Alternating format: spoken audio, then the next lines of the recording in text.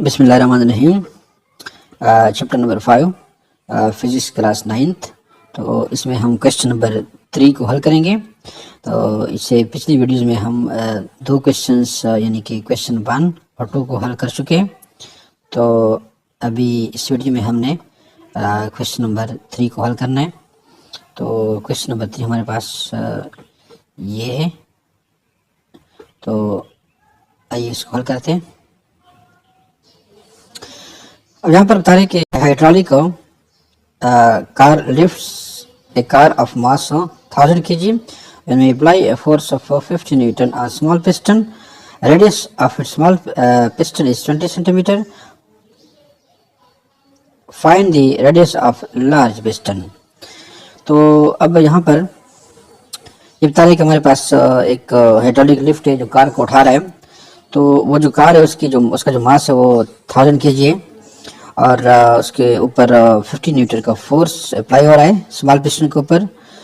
तो रेडियस जो उसका स्मॉल पिस्टन का है वो 20 सेंटीमीटर है। और फिर कहते हैं रेडियस ऑफ लार्ज पिस्टन को आपने मालूम करना है। तो आइए इसको मालूम करते हैं। हमारे पास यहाँ पर एक हम कार बनाते हैं। अब यहाँ पर हमारे पास कार है और एक हाइड्रोलिक लिफ्ट है जिसने उसको उठाया हुआ है। तो यहाँ पर कार जो है उसका मास है, कार का जो मास है वो है m is equal to 1000 kg। 1000 kg car का मास है। और उसके बाद ये कह रहे हैं कि force of 50 Newton applied on a small piston.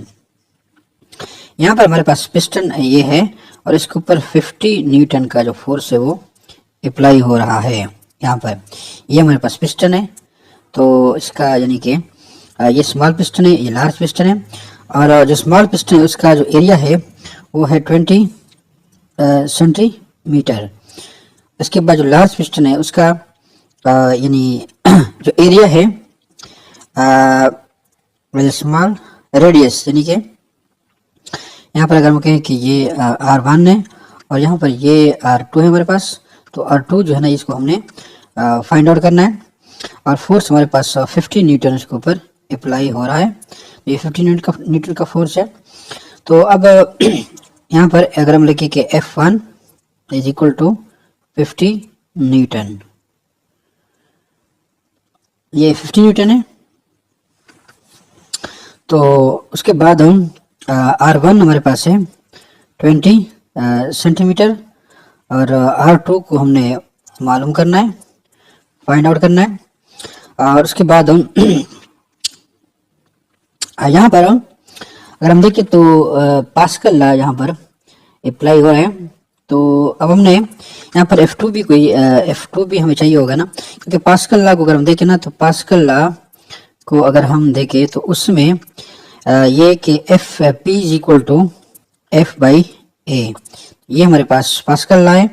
तो अब यहाँ पर हमारे पास हम क्योंकि दो पिस्टन है छोटा और बड़ा, तो हम इस इक्वेशन को इस तरीके से भी लिख सकते हैं कि P1 is equal to F1 divided by A1 या P2 is equal to F2 divided by A2।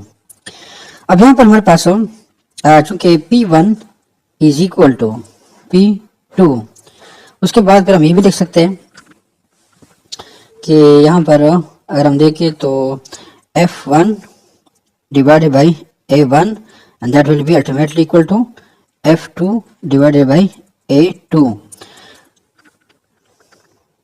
तो यहाँ पर हमारे पास जो नोन वैल्यूज है वो F1 भी नोन है और यानी यहाँ पर एरिया हमारे पास अननोन है। तो we know that area is equal to pi R square. और यहाँ पर चूंकि हमारे पास A1 और A2 है तो A1 ये अगर हम A1 कर दें, R1 कर दें तो उसके बाद ये 2 हो जाएगा। तो उसके बाद ये हो जाएगा पाई R2 स्क्वायर। तो ये हमारे पास एरिया आ गया। अब हम फोर्स जो है उसको फिर मालूम करेंगे F2 को। यहाँ पर अगर हम इसको फिट कर दें F1, यानी यहाँ पर अगर हम इस तरह करें कि हमने चूंकि R2 को फाइंड आउट करना है तो पहले हम एरिया की जो वैल्यूज है उसको पुट करते हैं यहाँ पर। F1 डिवाइड बाई A1 की क्या वैल्यूज है, यहाँ पर ये A1 है, तो ये है pi R1 square, pi R1 square is equal to F2 divided by pi R2 square. तो अभी अब अगर हम इसको, चूंकि हमने यहाँ पर R2 को मालूम करना है, तो अगर हम इस इक्वेशन को रीअरेंज कर लें तो हमारे पास हो जाएगा ये यानी कि अब यहाँ पर पाई और पाई चूंकि सेम है दोनों जगहों पर, ये कट जाएगा, तो हमारे पास जो है बच जाएगा, यानी कि ये हमारे पास R2 जो है R2 यानी R2 इज इक्वल टू, तो ये क्रॉस मल्टीप्लिकेशन हो जाएगी। R2 अगर हम यहाँ पे बाहर निकाल दें तो फिर बाकी जो वैल्यूज है यानी R2 इस इक्वेशन की इस तरफ अगर तो आ जाएगा, तो फिर उसके बाद हो जाएगा F2 डिवाइडेड बाई F2 अपनी जगह पे रहेगा, तो F1 जो है ये डिनोमिनेटर में आ जाएगा, तो ये F1 है हमारे पास। तो इस तरीके से हम जो है ना इसको इक्वेशन को लिख सकते हैं, ये F1 है। अब हमने यहाँ पर अच्छा R1 भी है, तो R1 यहाँ पर हो जाएगा, R1 यहाँ पर आ जाएगा।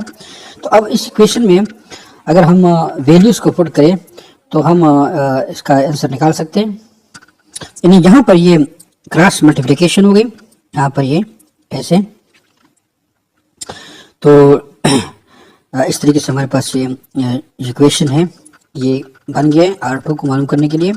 तो हम इसमें वैल्यूज को पुट करते हैं, तो इस में यहाँ पर हमें F1 तो नोन है 50 न्यूटन है, F2 हमारे पास अननोन है, तो F2 को हमने मालूम करना है।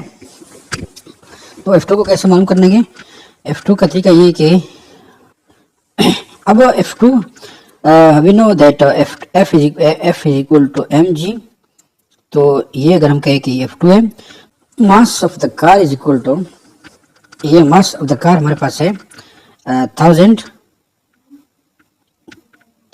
kg, यहाँ पर 1000 kg है।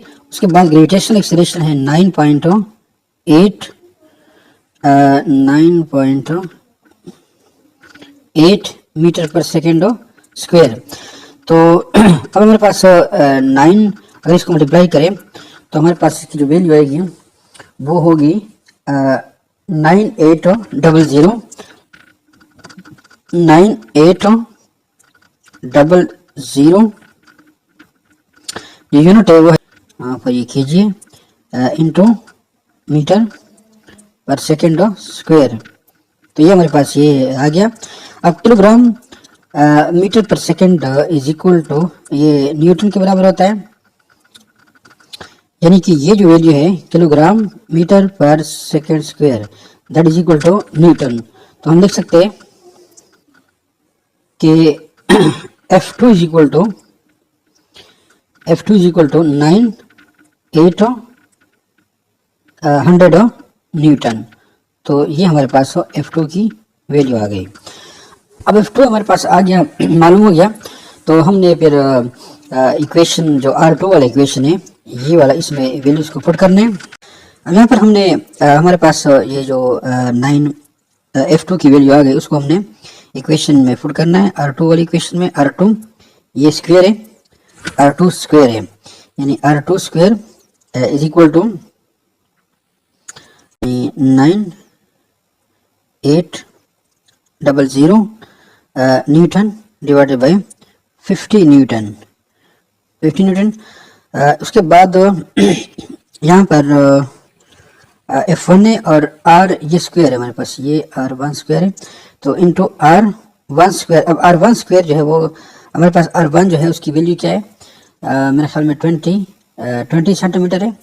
यहाँ पर अगर हम इसको देखें तो ये 20 सेंटीमीटर है, ये small area of the piston you can say radius. तो यहाँ पर 20 सेंटीमीटर जो है ये हो जाएगा स्क्वायर हो जाएगा, क्योंकि R1 स्क्वायर है तो ये होल स्क्वायर हो जाएगा।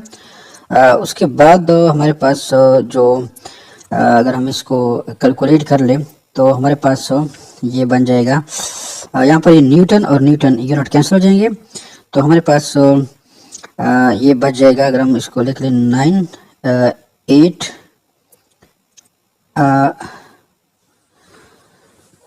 9 8 यानी अगर हम 9 800 यूनिट कैंसिल हो गया। उसके बाद हम ये 20 is equal to 400 centimetre square divided by 50। तो ये जो है 50 हमारे पास। तो अब अगर हम इसको कैलकुलेट कर ले 9800 into 400 divided by 50 that will be equal to, तो हमारे पास ये आ जाएगा ये यानी कि 400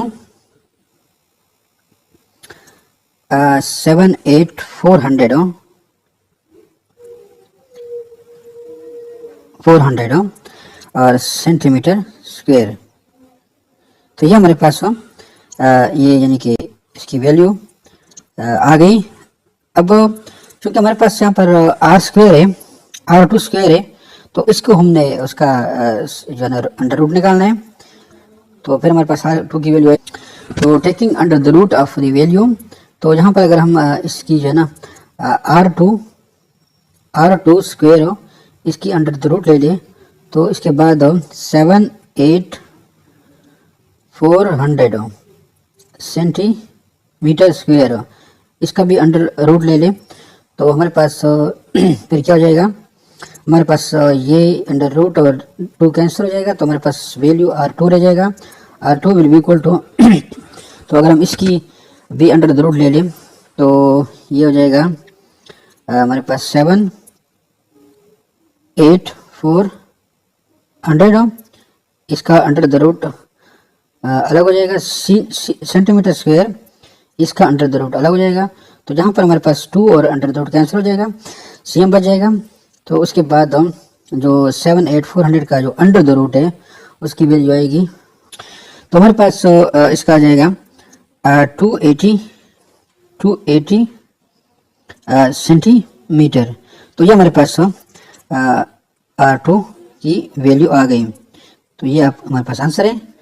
तो यानी रेडियस जो है रेडियस जो होगा पिस्टन का, जो लार्ज पिस्टन है उसका होगा 280 सेंटीमीटर।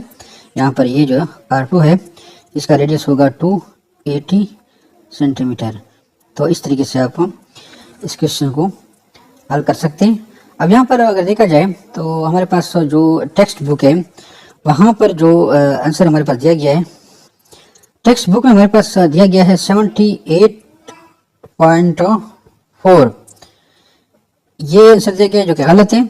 जो हमारे पास रियल आंसर है वो जो हमने भी कैलकुलेट कर दिया वो 280 सेंटीमीटर है।